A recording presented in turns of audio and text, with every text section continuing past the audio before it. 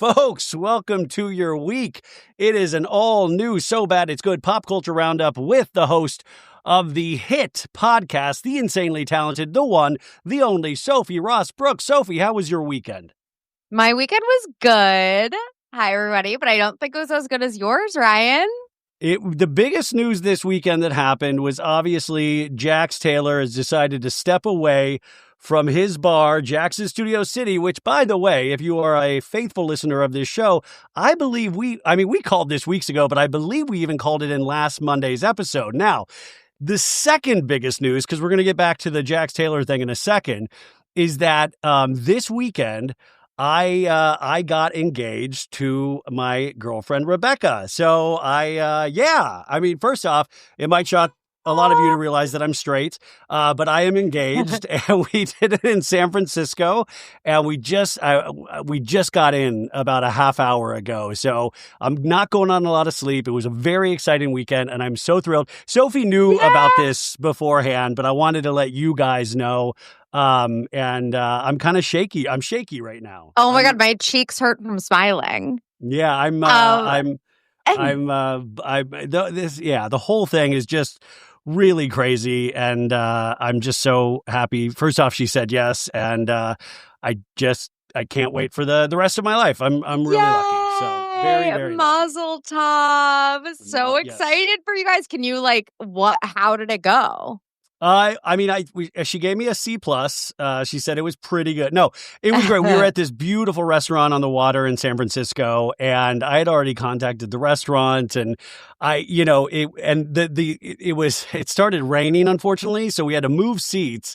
The timing was a little weird because I realized I was too nervous to do it at the end of the meal. And also then I was like, well, I don't want us to be full, and I don't want her, I didn't. And then I just realized I was just too nervous. I just had to get it over with. Yeah. So she said something about how lucky we are. And I was like, speaking of that, and then I dropped down on my knees. And the great thing was, it was a very packed restaurant, and then they realized what was happening. And so we got videos and pictures from a bunch of people that started to just video us and take pictures and stuff like that. And everybody applauded, and it was really, really nice, and it was very special for us. And then we saw Lady Gaga last night, which was just a party in and of itself. So it was a really amazing weekend, and I'm so thrilled that this part is over. But it's so funny. I'm telling you now, and I'm getting all nervous again. I feel like I have to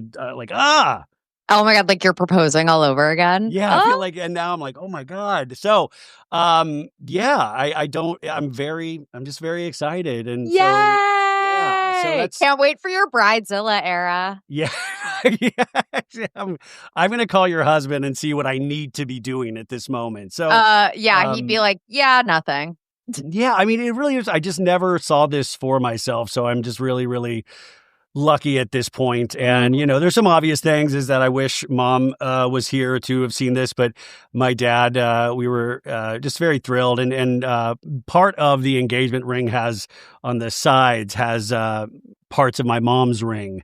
Oh, so that's so special. Yeah, we had been planning this for a little bit. So it was designed, and I am just so thankful it's over, and I really look forward to what's to come. And we are also making the second announcement that Rebecca and I are joining season 3 of The Valley, and we start shooting in a couple of weeks. And it's just, they said we're going to get a really nice edit, so I think it's the smart move. I think it's very smart at this point. I would say that you will be the villain. Rebecca will be the fan favorite. 100%. Are you kidding me? And baddies, as someone who has met Rebecca, I can assure you that she gets all of our stamps of approval. She is so lovely, so sweet, just the sweetest angel. And all of my friends at my wedding adored her. She was so, she thrives in those kind of public settings. She's she doesn't love the social media aspect of things, and especially she's really supportive of what I do, but there's a lot of things that come with it, but that she's not like the biggest fan of, but she appreciates that this is what I do and that I love it. And as you know, so it's just more than supportive, but she's a blast. And we're just kind of over the moon right now. So yay, I'm so excited. Yeah, it's crazy. I mean, it's so crazy. And just, you know, so like, you know, just talking to all of our friends afterwards and letting like Maritza and Sandra and my dad and everybody knew after it happened. It was really nice, but just emotionally exhausting. And then that was Friday night. And then Saturday, we had a little bit of a late start. And then we got hit with this. I got a text, weirdly enough, you guys, I got a text from a friend saying, hey, I'm driving by Jax's saloon in Studio City, and the sign is on the sidewalk now. The big Jax's in lights sign that we've seen before on the Valley, it's on the cement, and they're moving it. And I was like, are you kidding me? Did you get I thought it was a surprise. Did you get a picture? And she was like, oh, I knew you were going to ask that. I didn't get a picture. And she was like, oh, my old hands. I just couldn't do that. So I didn't know the validity of that. And then somebody else reached out, it was true. And then somebody did send me a picture and I was like, holy shit. But I had heard from another source before this that his partners were not thrilled with all of the negative attention. So take this with a grain of salt. But also that would be obvious, right? Because on the season finale, which we just had, like literally Danny goes, well, also he's sleeping with people at his bar and Brittany, like employees at the bar, and they know about it. So if you add all of this stuff up, I would assume that his business partners who already own that space. And remember, Jax has told us he put zero of his own money into that bar. They use his name, right? Why does he brag about that? I know, dude, that gives you literally zero rights. So this is like owned, like Rocco's is a bar, has multiple locations. One's in Boys Town in West Hollywood, and this is in Studio City. So, you know, it was a decent idea 2 years ago, and I think it's just turned into probably a potentially very bad idea where it seems like that bar has gotten nothing but negative attention on that show. So we talked about this. I think it was obvious. I said, this won't last another 6 months. Okay, so I make a quick meme while we were getting ready to go see like the Grateful Dead house where the band like, you know, first started, you know, in the Haight-Ashbury district. I wanted to go see that. And I post this just simple meme and I make it very clear. It wasn't a joke meme. I just said, they took the sign down. Is it rebranding? Is it this? Is it that? Because I will be honest, part of that was like, don't make a joke because Jax could reach out to you immediately and threaten your life and threaten your new fiance's life as well. Who knows, right? Like so I was like, let's just be cautious because I didn't have like firm confirmation. And then fucking TMZ like puts my meme up in the article. And I was like, no. Because I was like, I do not want, like, I don't want to, like, I mean, some people are like, yeah, narcissistically, you might want to be attached. I do not want to be attached to this. So then I got sent a Daily Mail article where it was like, Ryan Bailey, pop culture commentator, says this. And I'm like, no. Brian, you are more powerful than you realize. Oh, yeah. So I reached out to both those outlets and I said, Sophie Ross Brooks from Snarkbait was the one that gave me this information. So hopefully they will retract my part of this. But then like an hour and a half, 2 hours after this, Jax Taylor puts an Instagram story up that says, I've made the decision to end my partnership with Jax's. How can you end a partnership with your own name? It wasn't an easy decision, but it was the right one. Right now, my focus is on my sobriety and mental health, and staying connected to my bar is no longer in line with the priorities I've set for myself and the life I'm working towards. So he then confirms that this is actually what is happening. But then the other weird part of this story, Sophie, is that today I'm getting sent things where they put the sign back up. I saw that also, which was confusing. I've been on the road for 7 hours, so I don't know more. Like, why were they doing the sign back up for like some kind of shoot or something? I have no idea. I'm very confused by it all. I think that that news getting out that the sign was down maybe expedited Jax's announcement. I don't know. That's kind of what I assumed. And then also the fact that, like, no show, no bar. Like, the only reason it's worth it for them to have your name announced to this bar is because you're on a hit reality show on Bravo. If you're not on the show, then how does it benefit them? Especially when Jax has been nothing but a PR nightmare this entire year. Exactly. So Jax is doing this really interesting. Like, Jax loves a good stepping away moment. He loves stepping away from his show. Yeah, to focus on his sobriety. Yeah. And by the way, if this was anybody other than Jax, you would be like, that is the right move. Mm-hmm. Good on you, brother. And it is the right move, but it is not his move. I believe. Yeah, you know that he didn't choose this. Yes. I believe both of these instances were strongly suggested. You know, like, it's like, oh, I met with the managers and the producers and and I've decided to step away. That's like giving somebody an out on a situation because they do actually care about Jax. So they are letting him make these decisions. That is what I am hypothesizing. And I don't think it's a far leap to think that I'm right in that situation. So yeah, and who knows? I did hear Little Birdie said that they are in no rush to rename it. It will still be a spot because it's attached to Rocco's Bar. So it's a space that you can still go to. But they had let that succulent wall completely die. Like the one that Brittany, it's really hard. It's really hard to kill succulents. That's how powerful Jax is. He managed to kill a whole succulent wall. Now, Sophie, talk me out of this because my stupid lizard brain was like, I started almost feeling bad for Jax, and I know that's the wrong thing. Tell me why that's ridiculous that I feel that at all. Did you see the preview for Reunion Part 1? Okay, see, thank you. You just reminded me. When Brittany goes, there were a few things that jumped out at me. One of which was Brittany saying, "I'm literally shaking, like I'm shaking, on your shot, like that." She was nervous and being around Jax, whatever. And Jax goes, "You should be shaking." Like that sounded like a threat. And at the beginning of the reunion, they released the first 7 minutes, and Andy says, "Hey, Britt, how you doing?" Like, "Oh, I'm just real nervous to be here."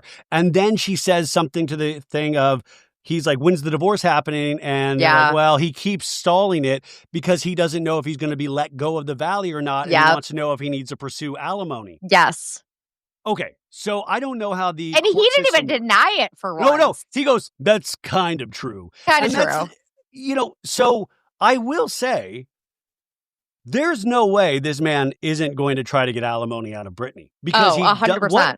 Besides his cameo, the money he makes from his cameo, and he did finally release a new In the Mind of Jax Taylor podcast where he kind of repeated the same stuff. And like, I do want him to get healthy and work on himself and all of that stuff. So I want to make that clear.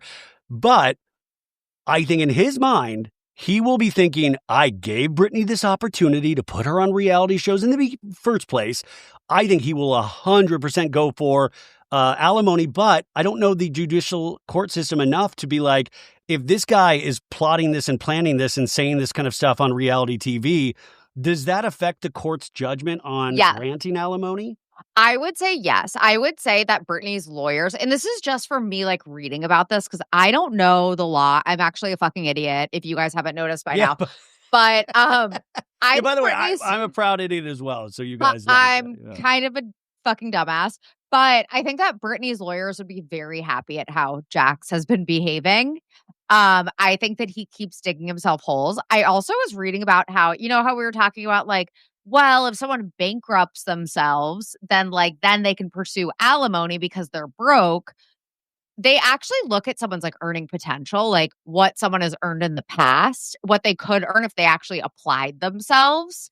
And with Jax, he has had earning potential in the past from being on TV and having, whatever endeavors he's like. Sweater line? No, never ended up happening. The social media job. Dude, Sophie, I still to this day, if he had just pursued that chunky sweater line even more, I thought that was like $1 billion. You see how many chunky sweaters there are today that he could have been at the top of that market. Yeah, he could have. Oh, Mama's beard cheese. Like, there were so many endeavors that just never happened. But I do think that they would look at someone like Jax and be like, well, you have no excuse. Like, what is your excuse for being this unemployed? Other than being a horrible human being. You don't understand. It's a bad edit. It's a 43-minute-a-week show. I plead to the court to listen right now. You're a bunch of assholes. You ain't no sweetheart either, judicial system. Oh, my God. You ain't no angel either, sweetheart. Yeah.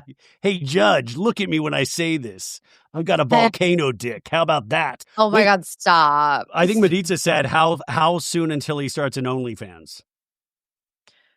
With the volcano dick? With volcano dick. Because that, by the way, if you don't remember, Sophie was the one that Sophie brought up that there was like a Reddit thing or something. And I think Watch What Crappens was involved as well that said. Don't blame it on me. No, but you brought it up in one episode, I remember, I believe. And it said had Jax was well endowed, but there was like a volcano-like structure on his penis. By the way, I hope kids aren't listening right now. Not the volcano-like structure. Yeah, volcano-like structure around his penis area. Yeah, I don't know what he's going to do. And again, it's like this should feel like rock bottom. Divorced, doesn't have custody of his child. Living next to Tom Schwartz. Living next to Tom Schwartz. Fired from the Valley. Fired from his bar. This would be rock bottom to anyone else. But like there is no rock bottom in your Jax Taylor. Just keeps going lower, you know? Well, because you still have enough people that are reaching out to him probably of like, I love you, Jax. Women are horrible. They're just they suck. I see what she's doing to you, Jax. I see it. I mean, yeah, it's someone like that is never, ever, ever going to learn. He is always going to be the victim. He is the ultimate victim. Victim. It will be interesting to see what he does from this point, but it is funny how he is like kind of still very present in the news. And we're about 3 weeks away from them shooting season 3 of The Valley, even though they haven't made the official announcement of a pickup yet. But I hear that it's about 3 weeks away from shooting. We were speculating last week, and I think now Jax will definitely be talked about. I mean, how do you not? And will they do something kind of cringy and dumb and rename that place to Brit's? I hope they don't. I hope they make Brit's storyline separate from doing anything that could be read as, even though I don't believe it would be, antagonizing towards Jax. Right. I agree with that. It's like, at this point, he is a ticking time bomb. Like he has lost everything and he definitely blames Brittany for it all. Don't try to antagonize him further. Yeah. He's genuinely fucking terrifying. Even though Brittany actually was pissing me off so much on the finale also. I'm obviously team Brittany when it comes to Jax and Brittany. She's such a friend to all is a friend to none. I mean, that's the thing is that I don't know if she has like she's an interesting person. Like, because I'm Team Brittany as well, if you have to pick a team, but she's an interesting person to root for because there is a little bit of not having a backbone when it comes to actually deciding what is right and wrong when it comes to her friend group. Right. Or, you know, but also that friend group is so wild that it's like, why do you keep going to Brittany to complain in the first place if you know she's going through a rough time? Yeah. Like, why would you even approach this person at this particular time and make her feel, and I'm talking about both sides. I'm talking about Zach and Kristen, and I'm talking about Janet and whoever else is on Janet's team. Like, it's just weird. Why go to Brittany? Because you know what you're going to get. And I always don't know if it's because she is considered the de facto female lead of this show. Is that why they're like putting the spotlight on her so hard? I would say probably yes. And then also she kind of is like a connector or center of the friend group. Yeah, she's which nice to everybody. Because she's nice to everyone. She's friends with everyone. Yeah, she's definitely like the biggest, you know, star of the women besides, I guess, Kristen. Just because she is that Vanderpump. There was a full New York Times article about Kristen Doute. She was in the New York Times. That's wild. Yes, honestly. And that's the kind of redemption arc. You know, Kristen did also, you know, have a rock bottom situation just a few years ago. She was fired. She went through a racism scandal and she seems to have shown growth and she has had a very, very, very successful redemption arc. Jax could have had that. So audiences will give you a redemption arc. That's the wild absolutely. thing. But that's the good and wild thing about live and reality TV. Is that if you hang in long enough and if you stay on the straight and narrow, people will give you a second chance. And I'm really curious. We've been with Brittany for so long through reality television, and Janet, who is painted as we talked about last week, a necessary villain. We've only had 2 seasons with her. Like, I'm so curious when that other side will start showing and people will start coming around, if at all. But we've had so much time with Brittany that it is easier to empathize with her the longer we've seen her, been around her on screen. So when something devastating like the Jax thing happens, we are so like more empathetic, even though we're not as empathetic as I feel like, I mean, she still takes a lot of shit, Brittany. I mean, the stuff I read. What did you think of the finale overall? Because I felt like it was a group of people being forced to do scenes at the Zen party of like, Janet, the Zen party. You have to go talk to Nia now. You just have to, Janet. Like, hey, I'm here at the same bar as you. Let's have a little chat. Like, it just seemed like nobody wanted to talk. I also love Jax trying to make like the Danny villain thing happen. And it was so funny how Danny was just like, he was looking around. He was like looking at the camera. He was like, is this guy fucking serious? He should have told Jax, go get daddy a drink and then just walked off. Well, no, listen, Danny has his own issues and demons that we'll probably have to deal with next season. Yeah. But if you're Jax Taylor, you are not the one, and you should know yourself enough. You know that you're not the one to be saying anything about Danny. Like, there's no point. Well, it's funny because I feel like now Jax's new thing is being like, look, I don't have a leg to stand on. Like, instead of saying, I'm a work in progress, it's like, no, you literally don't have a leg to stand on. I think it was Gibson Johns who said on TikTok, he made a really good point. And that's literally his new I'm a work in progress. Like, but Gibson Johns made a good point on TikTok where he was like, now that Jax is out next season, we will be able to focus on other people being bad. Everyone compared to Jax is an angel. They are an angel, sweetheart. Yes. But the great thing is there's enough, like I always say, this is like one of the first reality show casts that I feel like nobody is aspirational. Like they all have kind of faults of their own, which I don't mind. I just think when you have this looming Darth Vader over the whole situation, it's kind of weird. And by the way, go check out Gibson's podcast, Gabbing with Gib. Love that guy. So it'll be interesting to see how they move on, but also Jax in a scene with Jason Caperna and Aaron, the honey man, going like, he's like a fucking serial killer, man. Who's the serial killer? And I'm like, you're the fucking serial killer. And the second serial killer is Aaron. Look at his fucking eyes, man. Like I'm like, you're the fucking serial killers. Like, why would you ever bring up a serial killer when you've always been called a serial killer, Jax? Why would you do that to yourself? You know who else? You know who else was an angel when they were sober? Ted Bundy. Yeah. Jeffrey Dahmer. And everyone was like, you know who else wanted to move to Santa Clarita? Charles Manson. Yep. Charles Manson, Santa Clarita. He also had 4 kids under 3. That's who. You know who else had a pageant wife? Ed Kemper. The BTK killer. And it's like, what the fuck?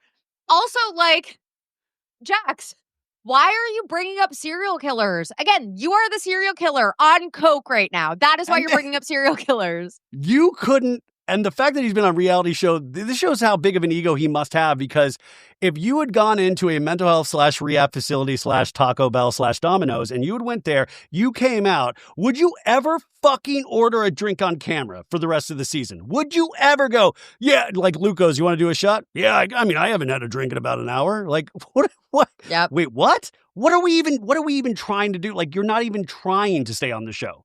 I also loved Brittany, like, officially, like, getting the ick. She was like, he's just greasy. He's shiny. All I see is this greasy forehead. Ugh.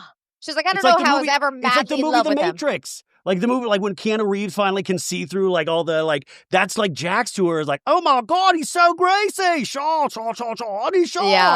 Yeah, literally, yeah. And Janet really did not seem to want to be there. Like, they really tried to bring Janet into every argument. She was like, gotta go. I gotta go. She did not seem to want to be there. I mean, she looks amazing at the reunion. She attributes it to Pilates and Adderall, which, again, it's like, how are you going to accuse other people of abusing substances? And you are openly admitting to abusing Adderall to be skinny. I attribute this to Pilates and SA. Like, I mean, like, why are you? Like, why are yeah? Oh my God, she's so weird. But I'm excited to see her reunion performance because I do think that she has a lot to answer for. Like but I think Janet in those situations can be well spoken, and I don't know if the rest. And if you see those first 7 minutes, Doute starts off with an apology to Janet, and I think that might diffuse a lot of the tension. Yeah. And we do know from an article that Kate Arthur wrote in Variety that Jax called Danny and Nia and apologized to them before the reunion filmed. And obviously, if he was a normal person, that's a nice thing to do. But also, he knows reunions. So he's diffusing something, knowing that it could come back on him even tenfold. And I think they forgave him before the reunion, if I'm not mistaken. Oh, my God. Like, obviously, you know that he's not doing it out of the goodness of his heart. No. And I mean, I really just don't understand. Yeah, I mean, I guess it's like wasted breath because I don't know if we'll ever understand. Also, the Valley reunion chart, we'll get off the Valley in a sec, guys. Sorry about this, but I just wanted to bring this up. The Valley reunion chart came out, and I just wanted to get your thoughts. We have Andy, obviously, Brittany and Jax on the other sides of Andy.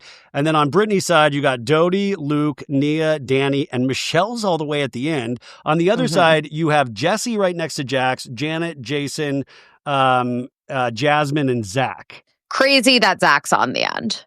Yeah, I mean, but also crazy, even if you don't like Michelle on the show, you're going to put Jesse next to Jax when most of Jesse's, like, you know, confrontations were with Michelle. Yeah. I don't necessarily, and I was wondering if there were such issues that they were asked to sit together, like, to sit further apart. You're a disaster. Yeah. You're a disaster. Yeah, that's definitely a theory. But yeah, crazy seating chart. What did you think of Michelle and Aaron breaking up? Are you devastated? Well, listen, Jax is doing a lot of the heavy lifting, so nobody will talk about this. But yeah, Michelle has removed hot honey man Aaron, who we saw all season, and she talked about how Isabella loves Aaron so much and loves his front yard and loves everything about Aaron. And now they broke up. She has removed him from her Instagram. I think as of Friday, I haven't checked over the weekend, that he was still following her.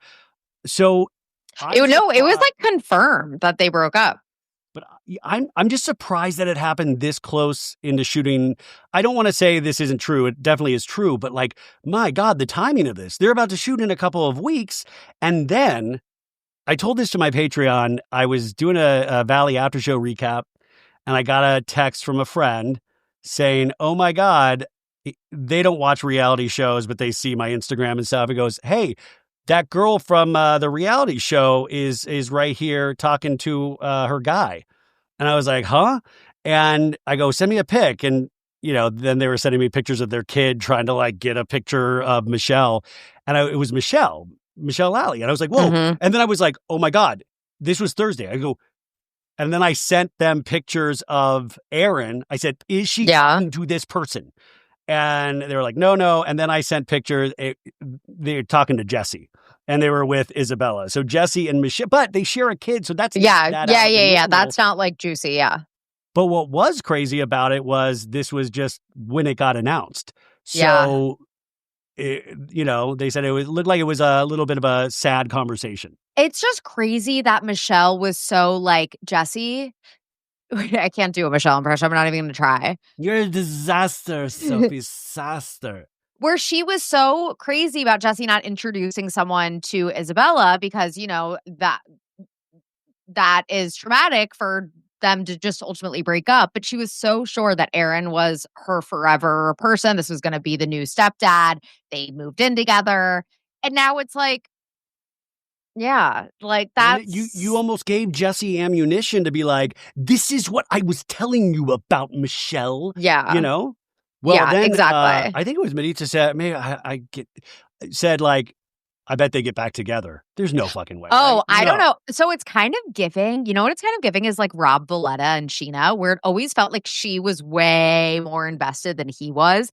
And then like he was just hanging on. And then before they started filming the new season, he was like, I don't want to look like the bad guy on TV. I'm just going to break up with you before we start filming. That's like my hypothesis, at least. Well, think about it. We all fucking make fun of his eyes. Like, think about turning on to a show and then looking at comments and everybody like, you have serial killer eyes and all that. I'm like, I mean, he does. Well, but the guy is still like, I mean, I'm not into guys, but like, he's somewhat attractive. Like, he can get girls. I mean, he's a human being. He's a human being. So, I mean, like, no, but I'm saying, like, imagine being on this show and you're all happy because you're all into this girl. Everything's going good. And then your show comes out and, like, everybody's just like, what the fuck is wrong with that dude's face? I would crush me. It's also the fact that he named his dog Kilo and his honey company Kilo Co. and said pure, uncut, white Colombian honey. Like, he clearly is into, or at least enamored with the idea of cocaine. But also, would you ever, this is like the Jax thing, would you ever be enamored with cocaine if your eyes looked like that? You know what I'm saying? Because he always looks like he's just did a big fat rail of cocaine. Exactly. I'm like, I don't think that, like, if he wasn't enamored with cocaine, that his eyes would look like that. I think the only reason his eyes look like that is because of his you know, being enamored. Enamored, sure. So kind of in the same vein as this is that I gotta tell you, I mean, I read Sheena's book. I really loved it. She's on a book tour right now, which, by the way, she was in, I think, a stop in Salt Lake City. And she had Jesse from Secret Lives of Mormon Wives out there with her. But she also had Lisa Barlow. And they did a little bit. Did you see this, Sophie? They did a duet of Good as Gold, Lisa Barlow and Sheena Shay. Oh, my God. It, like, really, really was pretty painful. Because we're good as gold. Yes. Tin Roof Rusted. And of course, Lisa, like, knows all the words. Like, she didn't even have to, like, look at, you know, any notes or anything. She just knew the words. But I will say that's, like, the epitome of so bad it's good, because there was part of me that, like, kind of loved it, even though, yeah. You know, like, I wouldn't listen to it in my car, but I was, like, really enjoying watching the video. But in terms of Sheena, I mean, this has got to be studied in terms of book release and, like, strategy and PR. Is obviously she had kept from the press that the last chapter of the book talked about Brock cheating on her. And we talked about this last week. But then I really did not think that we would get a full fucking page Instagram statement from Brock apologizing to Sheena on his Instagram. And you guys, this is so long, I don't think I can read the whole thing. I could barely read it. And also, can I just fucking say, when he says, I'm sorry for how I treated you during the early days of our relationship, the early days, as in when Sheena was pregnant, it was like he was trying to justify it in that statement. Well, yeah, I mean, obviously he's going to justify it, but the set aside all of what he did and how Sheena reacted. In terms of, like, the thing that I keep going back to is that, yes, you were trying to sell a book. Yes, all of this. I do believe all of this happened, but you didn't even tell the producers of the show. I understand you were trying to decide if you're going to stay with him, if you're going to leave. I understood all of that, but you still had this moment where you could have legitimately kept it between you and Brock and whoever the three other people were that she had told at the time. Because she didn't tell Lala. She didn't tell anybody. We never would have been the wiser. And she says this. And then on top of it, Brock wants to get a piece of this action. And Brock in the after show a couple weeks ago said, hey, even haters give me engagement. That's money for me. But yeah, he writes this whole thing, said, you know, as you share your story with your world in your new book, I wanted to share this. I am so incredibly proud of you for telling your truth with such courage. I've kept my own words private until now because this moment deserved to be yours, and I will always support you in telling your story. Now, I want to publicly own my part of it. He goes on and on and on. And then he also was Sheena's guest on Shenanigans. And I was like, is this like a public flogging of, I mean, I don't even know. What did you, do you know what? I'm just so mystified, but at the same time, this is very Sheena. It's crazy. I actually saw a conspiracy theory online, and I don't believe it, by the way, but I saw a conspiracy theory that, like, this is all, like, made up. Like, he never cheated on her when she was pregnant. This is all just to sell books and, like, blah, blah, blah. And Sheena clearly wrote that statement for Brock and et cetera. I'm like, I think that Sheena has too much pride in making her life look a certain way. She would never, ever make something like that up, in my opinion. But, like, the Brock statement was very confounding. I think the entire internet was like, what the fuck was that all about? Well, it was just like, well, like, how, like, then are we going to get statements from, like, Summer Moon? Are we going to get statements from, like, how much further are we going to go, you know? And also, Sheena says that she doesn't know the girl's name that he cheated with. Like, did she say that? Because I thought he walked her through everything and, like, that's what I thought. But apparently, all of this stuff. maybe it was like on a podcast that she was on. Again, this was like, I was reading this conspiracy theory because the person theorizing this was like, in what world would Scheana not know the social security number of the girl that Brock cheated with? And I'm like, yeah, that's a good point, actually. But I still don't believe that it's made up. What I find really fascinating about Scheana, and I said this is like really the case study in somebody that wants to be a star since they're a kid. Yeah. Is around this area of stardom, moves to LA, has experiences with actual celebrities and hooking up with celebrities and getting small parts on big shows and like really the Hollywood dream she's living. And the reality show comes into it. And over the course of 13 years, it's really this case study in how they've made reality television. It's almost like half cyborg, half human. You've made reality shows such a part of your existence that this kind of insanely open, public, weird honesty thing is so ingrained in you from reality television because you're almost now like, I'm going to offer this to you. I'm going to give this to you. I would have said, like in her book, she says, I would have said this on season 12 of Vanderpump Rules. I was trying to figure it out. Then we got canceled. I do believe she will talk about it on The Valley, even though Alex Baskin is remaining tight-lipped because there's still a lot of people to follow on The Valley. I do think they will get Scheana and Brock talking about this on The Valley at some point. Yeah, I would agree. I would agree that I think it's going to be like maybe that was the reason that they, decided to make it such a thing is because The Valley is about to start filming. So yeah, I could see that. I would not mind. I feel like I kept getting annoyed with Scheana when she was on The Valley, when she was like, that's what Kristen does. She sucks up to the popular girls. And it's like, pot meet kettle, Scheana. I don't like, it's like she says that's great, but I want to make her more part of the action so Kristen can fight back. Like I want to see that conversation happening with Scheana. Scheana almost seemed like she was like tepid in like entering scenes of The Valley, and she would say one thing, but then she would just do active listening. Yeah, she was like the peanut gallery. Yeah, exactly. Yeah. Lala, I have 0% interest. And I think I speak for everyone when we say that. Every comment section, everyone's like, no Lala. Please, no Lala. But then think about it, Sophie, like, what does she do for money? I mean, I know her podcast is very popular and successful. Like, I mean, like, what do these people do when they don't have a show? Like, what happens?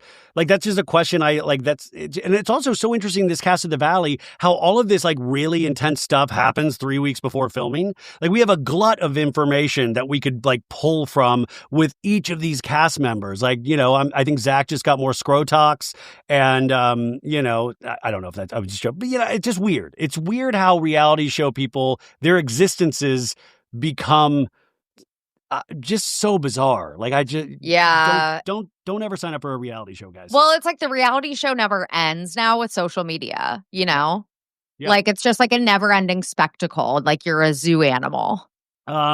This is really quick. We just got breaking news, and this is for Love Island fans. But Love Island season 6, Janae and Kenny, who were two of the finalists, they have broken up.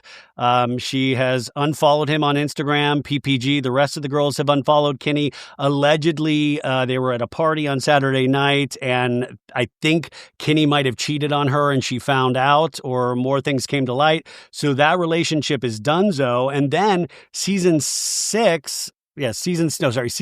cast member Sierra, right before we came on, I just saw that she dropped like 3 10-minute videos talking more about her experience. I need the Islanders to chill out for a couple months. Let's just all disappear. I actually was recording Dark Energy Tuesday with Christy when this news broke, and she was freaking she must out. Have flipped her lid. And then meanwhile, I was like, these people mean nothing to me. That's when it's got to be nice to not watch a show at all. Yeah, I'm just like so enlightened. Yeah. I can't relate. Yeah. Okay, so let's see here. We've got other things, shockingly, in the news. Trisha Paytas had her baby, and she named her baby Aquaman. Sophie, thoughts on the name? That should be fucking illegal. Like, I actually think there should be laws in place that you can't name your kids shit like that. Like, that's so mean to do to a baby. But she's done this multiple times with her other children, given them very interesting names. Elvis. Which, by the way, I said this the other day, and I misgendered Elvis. Elvis is a girl, and I said Elvis was a boy, so I'm very sorry. Elvis is a girl, and then Malibu Barbie is the other girl, and now Aquaman is a boy. It's just like fucking mean. And then also there's the whole thing where like Ozzy Osbourne passed away, R.I.P., right, like when she gave birth, basically. And like that's happened now 3 times in a row with Trisha Paytas's children. There's like the Trisha Paytas lore, you guys. We've talked about it before, but like, you know, the Pope died and then Trisha had a baby. Like things happen around the birth cycles of Trisha Paytas. Queen Elizabeth one year. So there. I'm hoping it's Ozzy, and well, I was kind of hoping it was Hulk Hogan, but they're saying no, it's Ozzy. It's Ozzy. Now there are like memes where it's like the portal was closing for Hulk, like right as he died. He was like, "No, no, brother, come on, my little Hulkamaniacs." Okay, but speaking to your point, though, Daily Mail had an article that cracked me up about this. Woman named after Mickey Mouse urges parents to stop picking crazy monikers for their children. And this lady, now she goes by Mickey Austin Rollins, but she was initially named after Mickey Mouse and a vegetable. So her first name was Mickey, and then her middle name was Lettuce. Mickey Lettuce. And so this lady is asking people to stop naming their children names like this because she suffered abuse throughout her life. And she did a big TikTok about this past week. So, I mean, yeah, that's true. Mickey, I feel like is like a normal name on its own, though. No. Yeah, but I think they named it because of Mickey Mouse. Like this is. Like Lettuce, but like also like fun middle names. Like no one has to know your middle name. I don't know. Mickey Lettuce, I'm like, it could be worse. Okay, so that's like you're the minor leagues. But Aquaman, that is something that's going to stick. Aquaman is where I draw the line. Yeah, because think about an argument with like, fuck you, Aquaman. Yeah, exactly. Remember how much of a scandal it was when Apple Martin was born? Yeah. Like everyone was like, oh my God, you named your daughter Apple. And now I'm like, that's actually really chic. Yeah. So, I mean, just a word of warning, you guys. I know it's like we want to go to the beat of our own drummer, but maybe not too much. Speaking of Apple Martin, Gwyneth Paltrow, what a weird career this lady has at this point in her life. Very well-respected actor, obviously the founder of Goop, but she recently this week was hired as Astronomer's very temporary spokesperson after the Coldplay Kiss Cam scandal. Did you see this? Yeah, it was brilliant. It was brilliant, but so obviously Gwyneth Paltrow used to be married to Chris Martin, the lead singer of Coldplay, and it was very funny, but also Gwyneth Paltrow probably thinks she just shot another Spider-Man movie because she never remember when she was like, oh, you were in that Spider-Man movie? And she was like, no, I wasn't. And she was like, I was? You definitely were. Like she doesn't. So it was very funny, but I was just like, what a weird world we live in at this place where Gwyneth Paltrow, they hired her, this company, to kind of try to turn around the press in a sense about this the kissing scandal. Like we're now in only a week's time. Yeah. Yeah. That's, so I mean, like a good, I wonder who, like, if it was like a third party agency or if it was like their in-house, like marketing team. I don't know, but it was a really, really, really good response in my opinion. And this was about CEO Andy Byron, who has left the company, and human resource executive Kristen Cabot were caught by surprise when Chris Martin turned on the cameras. There's also a rumor that Andy Byron, this guy, is maybe putting together a lawsuit against Coldplay. I'm hoping that's a bullshit rumor, because why would you ever in a million years? Yeah, I saw that. I was like, I don't think he has a case there. I don't think that he would either, because it would just like stir up the bad press again for him. Yeah. Speaking, you just mentioned Ozzy Osbourne as well. Sophie, you're very young. Did you have an Osbourne's period where you were into the reality show, The Osbournes? Oh, I loved the show. Yeah, okay. Of course I watched the show. Yeah, I never listened to like Black Sabbath. I never listened to like his music. Did you? No, in fact, I listened to his music after the Osbournes. I was like, I always knew like Iron Man and War Pigs. I mean, I knew the big Black Sabbath, but I will say that show was the entrance point in me appreciating Ozzy Osbourne. Yeah. I will tell you sometimes, man, like this TikTok, it is so addictive. I have just my feed is just wall to wall Ozzy Osbourne, the Osbournes clips. And I need to do a rewatch of that whole show because I have been dying how funny it is. Like, oh, Sandra took my beers. There's a beer thief, Ozzy. It's you. You stole your beers. That was a great show. And then I also have been seeing clips of, remember Charm School? Yeah. Yeah. Did Sharon Osbourne, he like hosted Charm School, right? Yeah, I believe a season of it, yeah. And then she beat up Megan. I think her name was Megan. I forgot her name. I mean, that VH1, like that was a VH1 reality show, and those VH1 shows, like it feels like a fever dream. Like there were so many at once, and then all of a sudden there was none. Like, and all of a sudden none. Well, because they had that Megan Wants a Millionaire murder happen. Yes, and one of the contestants murdered somebody. Wait, by the way, you should do a Patreon snark bait on that. Honestly, that's a really good idea. Why am I whispering? I'm going to write that down. Yeah. I'm writing it down. There's a great article about it. You can find all the information that that Entertainment Weekly did like 10 years ago. That was so fucking crazy. And then they ended up like obviously canceling the show before it even aired. Yeah, because the people that were supposed to vet the contestants, and this is like 2005 or 2006, they missed this guy's police report. Like the vetting didn't happen in the proper way. Crazy. And so crazy. decided to axe its entire reality television programming. Like that's just that on that thing. I didn't know that it was because of that they stopped doing reality TV entirely. Yeah, because they were just like, this is not worth it. It is not worth it. But it is so funny. We're in the year 2025 and we're still talking about like the vetting of Love Island contestants. That's fucking crazy. Wow. Yeah, but anyways, the Osbournes, I've been thinking about Ozzy all week, and just very, just that Osbournes, I really want to go back and watch that series because it was really cheering me up. There's so much dark television, and I thought this one family, I was telling the audience how when I was growing up, even though I love my dad dearly, and this is kind of sad, I was like, I wanted Bill Cosby to be my dad, and I wanted Ozzy Osbourne to be my dad at two separate periods of time.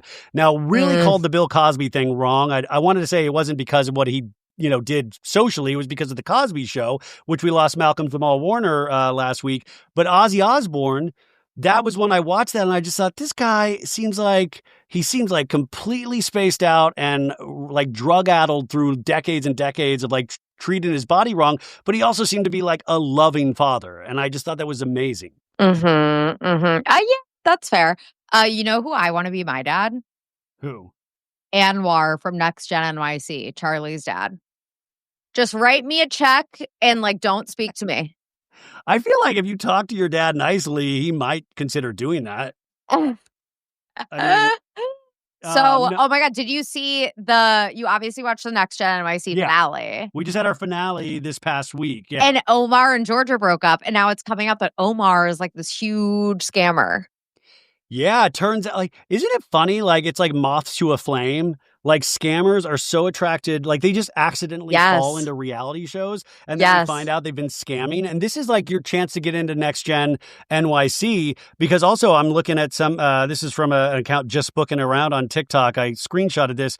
I mean, it's a Reddit thread, so whatever. We talked about last week how they're doing a NextGen LA, and the rumored cast would include Noelle Robinson, Amelia Hamlin, Sophia Umansky, Sammy Sheen, Preston Pippin, Sky Jackson, Alabama Barker, Jordan Woods, the Maloof Sons, Landon Barker, and Nick DeBro, Heather and Terry's son. That's way too many people.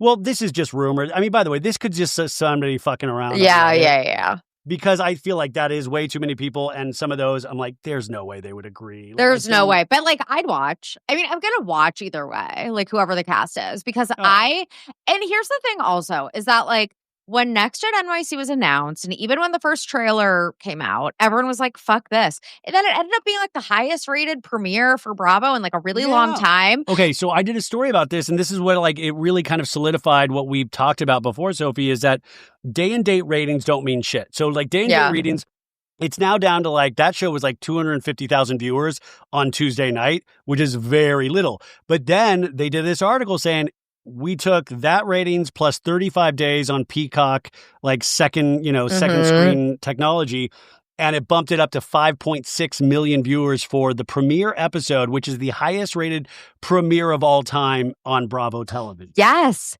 it's crazy. And that's why also, like, everyone already shitting on the new Vanderpump cast, which I know that, like, a little teaser with Lisa. Yeah, and I know, like, change is hard, and, like, it's such an iconic show and an iconic cast that we're all like, we don't want new faces. But it's like, you're going to shit on it now. And then when it actually premieres and you love it, you're going to eat your words. And that always happens with these shows. And I will say, NextGen NYC obviously is a younger demographic. And I think that brings people, it's like, this is why I think Real Housewives of Orange County is stalling out a little bit, even 3 episodes in.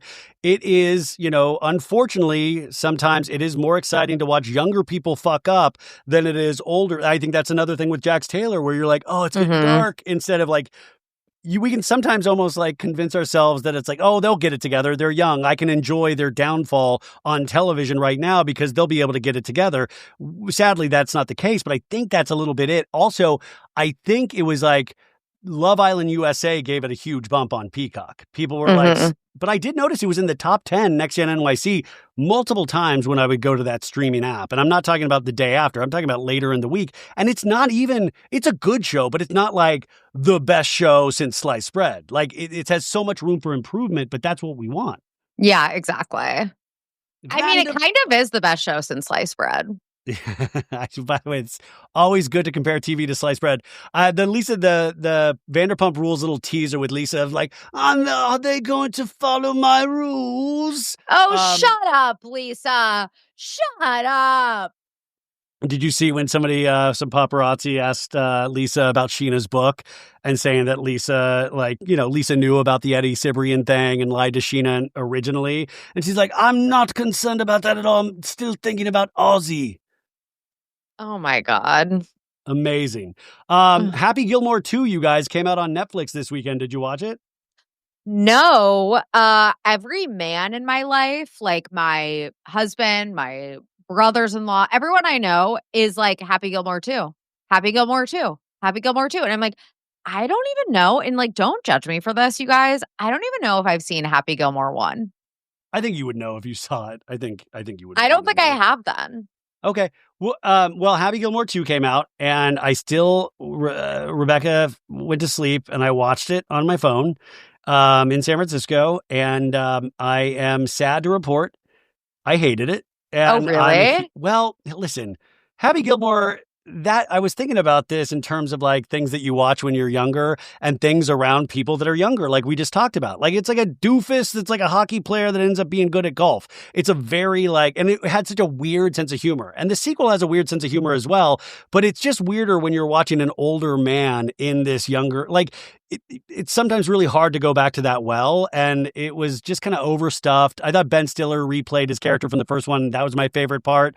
Maybe it'll grow on me. It's just one of those things. I'm like, well, okay. Travis Kelce is in it. And yeah, how is Travis Kelce? He plays kind of like an evil ass kisser. And I thought that was kind of funny. Oh, that's fun. I mean, he's just he just has 2 small scenes. You know what I've been watching nonstop? What? Dexter Resurrection, you guys, is actually so fucking good. And I know we were just talking about boycotting Paramount Plus last week. I'm still boycotting. Are you? I know. I'm sorry. Dexter Resurrection is so good. It's like vintage Dexter, you guys. Do I have to watch those shitty other Dexters to get to this Dexter, or can I? You haven't watched Dexter? No, I've watched the initial run of Dexter, and then that last Dexter, episode was so bad. Of the you finale. do need to watch Dexter New Blood. I would say you have to watch Dexter New Blood to get to Resurrection because it follows Dexter New Blood. And then also Dexter Original Sin, which is like the prequel, which you could watch without having to watch New Blood. But I hadn't watched Original Sin, even though that came out little bit ago. And I've been watching that also. Dexter Resurrection is a weekly episode drop, and it's like so fucking good that I get so pissed when the episodes are over and I have to wait another week. So that's why I started Original Sin. So 4. And it's like, doesn't he team up with a bunch of other serial killers like Peter Dinklage and the guy? You're gonna have to see, but yeah, there's like a society that he gets enmeshed with somehow. You're gonna have to see, and it's Neil Patrick Harris. What's his name from Modern Family? Kristen. Oh my God, I'm so bad. You know what would be funny is Jax Taylor should play himself on Dexter Resurrection. And kind of the joke is he's been a serial killer the whole time. And they're like, Jax, I'm glad you had time to join us since you've been let go. And he's like, I stepped away, fellas. I stepped away, but I'm so glad to join exploits in the big city, killing people.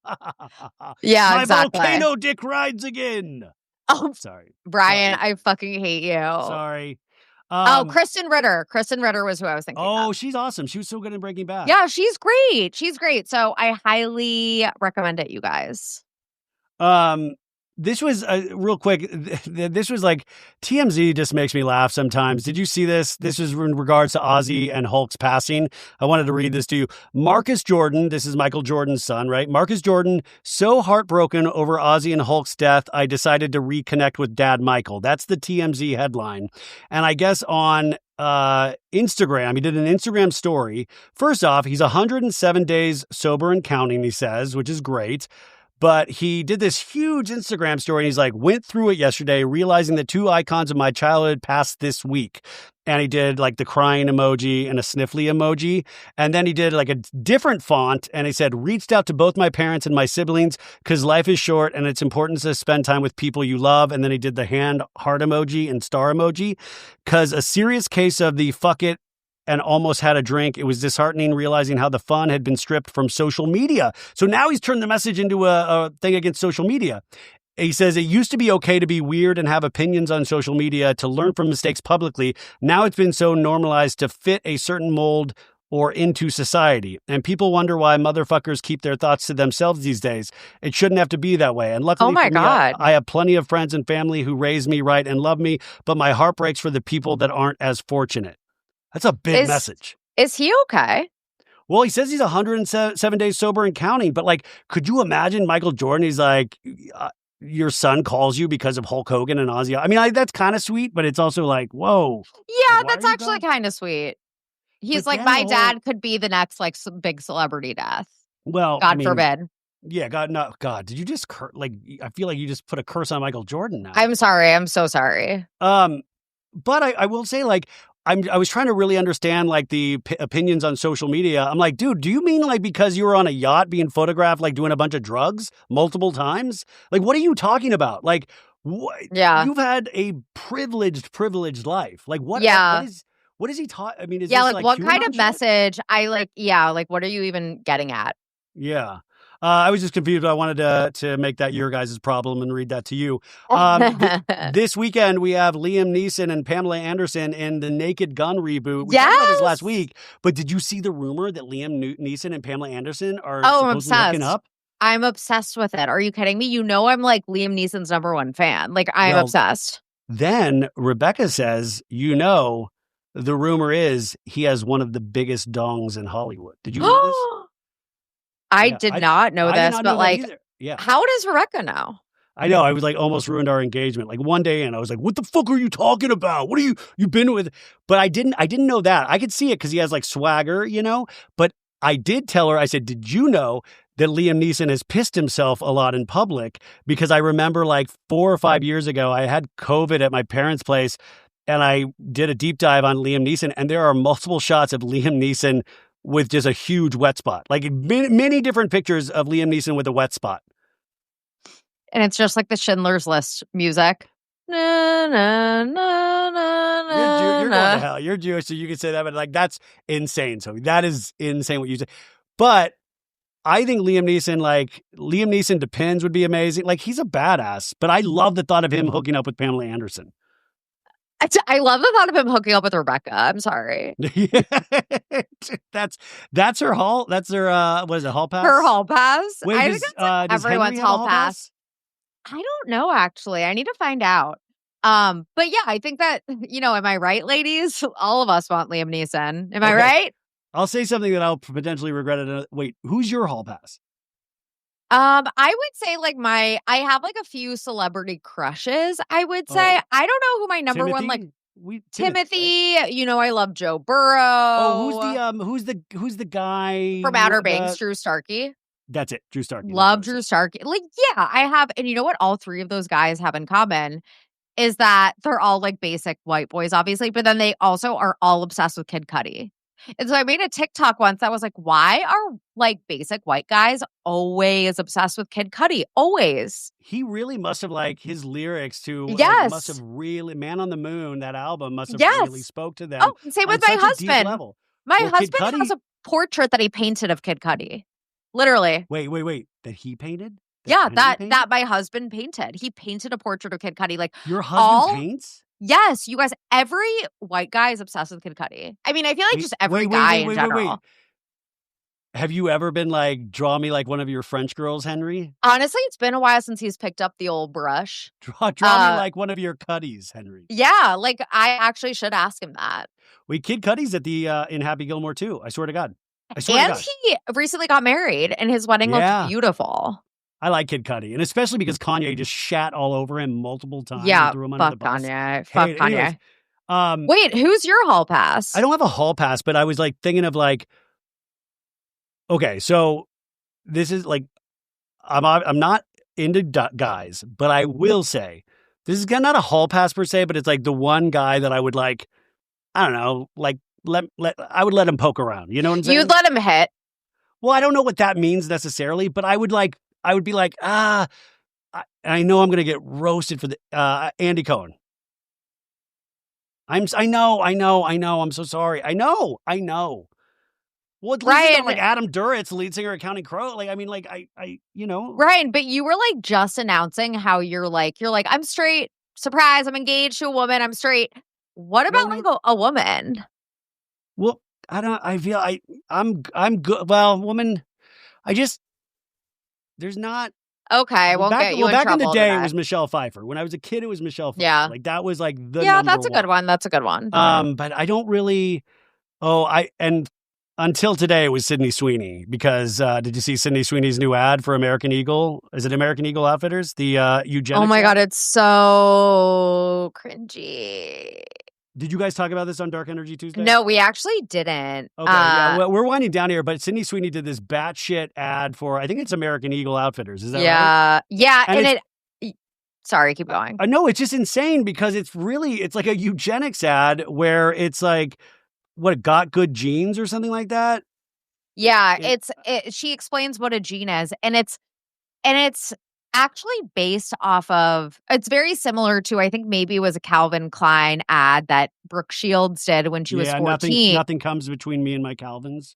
Yeah, and so it's kind of like that, but like Brooke Shields was 14, which was creepy, and it's just, I think what's interesting about Sydney Sweeney is that she does have like women rooting for her. Like, she's not only just like, this really, really, really beautiful, like big boobs, like guys are obsessed with her. Like, women are rooting for her too. A lot of women watch Euphoria and like, are fans of hers, but she is always pandering to the male gaze instead of like trying to ever do anything that is interesting to her female fans, Well, I think she's in that. I mean, first off, I will say I think Sydney Sweeney is a fantastic actor, and some people say she's horrible, but I think she's a really good actor. It depends.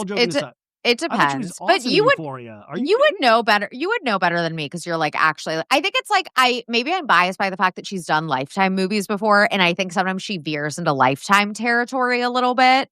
Like, I didn't think she was good in Anyone But You, but I do think that she's good in Euphoria. Yeah, I think she's good. But like, what's interesting is that she's in that kind of, we talk about this all the time, and like celebrities just can't be actors anymore. They got to be everything. And it feels like she's one of those people that takes everything. Yeah. Like, you want me in a Gene ad? I'm going to do a Gene ad. And it just feels like this ad is like almost like rage baiting, and it's like wants us to get upset because it's pretty much of like a blonde haired, blue eye girl, big boobs talking about jeans, but it's really talking about GENES jeans. That's what she's like scrawling over, and they're writing JEANS. So it's a weird ad. So and she goes, the Sydney gene. She goes, my jeans are blue. And it's like the affected way that she talks over. She's like, so jeans, my jeans are blue. And it's like, why are you forcing your voice to sound like that? Oh my God. Okay. Two more things here. Beyonce did her final Cowboy Carter tour in Las Vegas last night, and she brought out Jay-Z, her husband, Shabuzi, and she reunited Destiny's Child once again. So the 34 dates in total, they finished in Vegas triumphantly last night. Mm-hmm. One of the biggest grossing tours of all time, and able to make that much money in just that little, that's how massive these things were. She didn't have to do as many dates. It wasn't like a 2-year tour. This was like less than a year. So, I mean, a really triumphant tour. And people are speculating because Renaissance is a 3-part project. So people are speculating when now album 3 will drop, probably sometime in 2026, and then she'll go on another tour. So congrats to Beyonce. And also go see Lady Gaga if you get a chance. It really was a phenomenal show last night. Love. Oh my God, I love Lady Gaga. I would love that. I mean, just truly fucking awesome. I've been to a concert and like I was just thinking about this. I was like, I need to like go to a concert. Like, what do I even do with my life? Like, I'm not exercising my free will.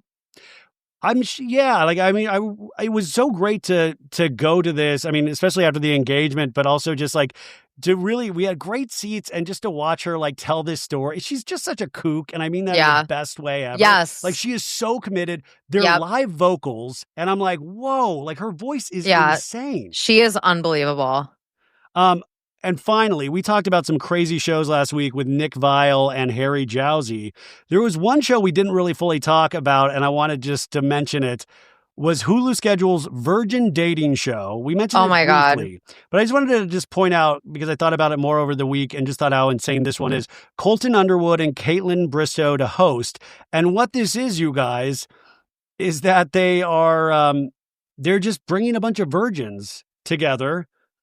Like, what the fuck? What the actual fuck? What the actual fuck? Like, what is, okay, the virginity thing aside, which is fucking weird, and I thought we were past that as a society, Colton Underwood needs to stop getting opportunities. He's on the new season of The Traitors, season 4.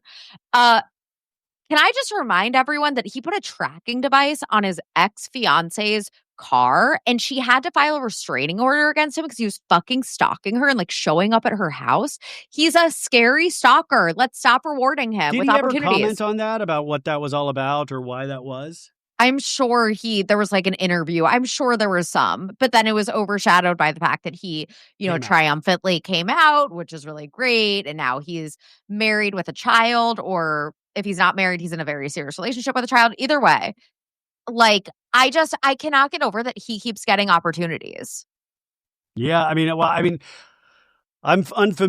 heard the tracking device thing, but I keep thinking, like, if all of that happened, how is he still getting all of these big shows? So that I was like, there must be some sort of explanation for this.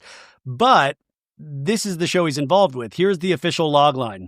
In this groundbreaking new dating experiment, the largest, hottest group of virgins ever assembled search for intimacy, love, and maybe their first in a tropical paradise designed just for them. For the first time, they're free to explore their connections without judgment, allowing these sexy young singles to embark on a heated yet heartfelt journey packed with romantic dates, revealing challenges, and new love interests eager to find the one. Who will find that special someone, and who will go home hot, bothered, and heartbroken? I hate that so much. Like, I hate it. Who will get blue balls tonight on Virgin? I love it. It's like you're going to be the hottest virgins ever assembled. Like, why does it have to be the hottest virgins like ever? What the fuck is going on? And then someone comes down to breakfast in the morning and is like, bad news about my hymen. Hey, clean up on aisle 7, am I right? Oh my God. I'm gonna respect, as Jax Taylor says, I'm stepping away from this Virgin show because Mama knocked boots last night. Like, what the fuck? Yeah, like what happens when they're like... God. I'd rather see Seth Marks host this. We've got a lot of virgins doing freaky deaky stuff like me and Meredith. Like, oh my God. Stop. Oh, wait, shit. Sophie, what did you think of South Park as we end? What did you think of you watched it, right? The South Park premiere?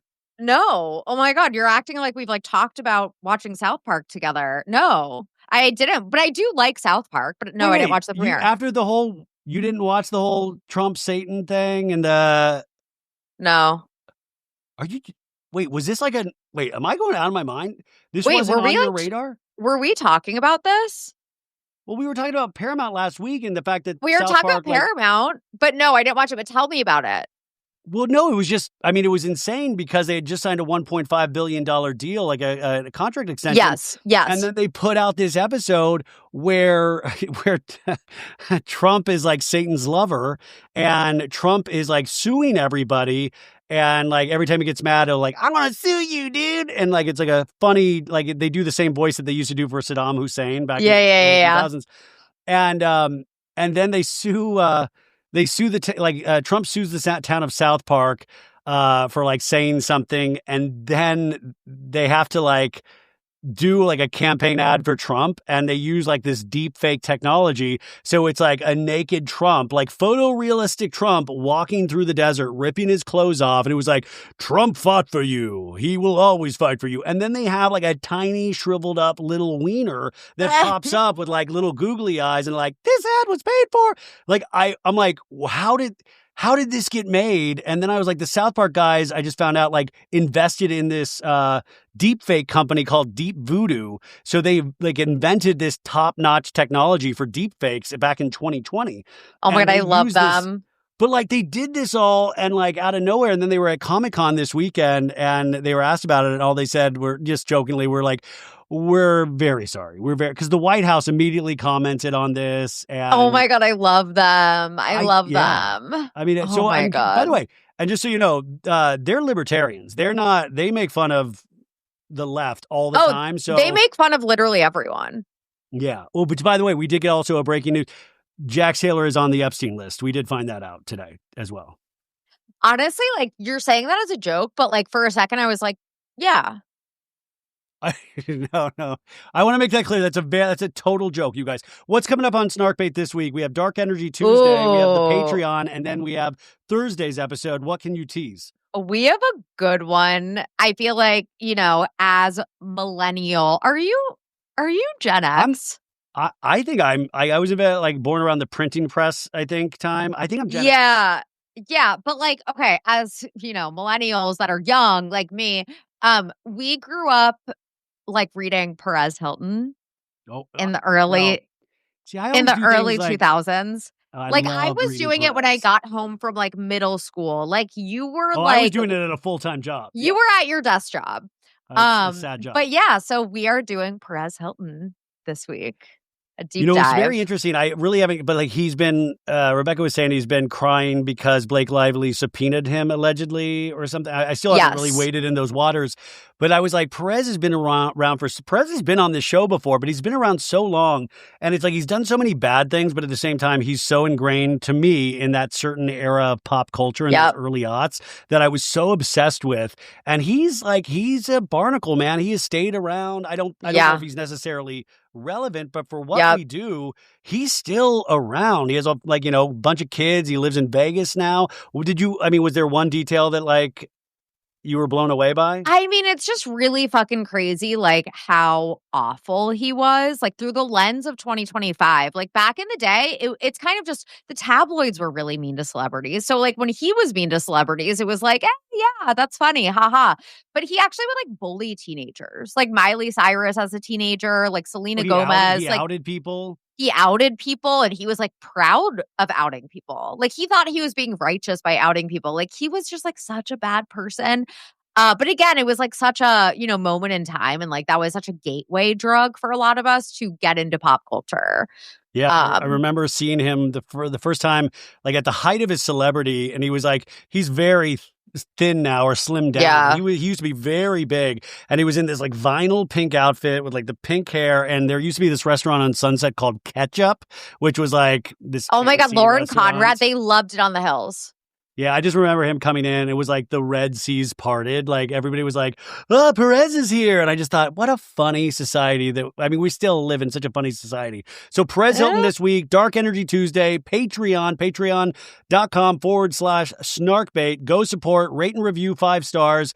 And thank you for allowing me to share the news for the first time with you, Sophie. I really appreciate it. And I hope we can have as successful of a relationship at this point as you and Henry. Oh my God. I'm so happy for you crazy kids. And I'm so excited for all the celebrations. Bye, guys. Have a good week. Bye.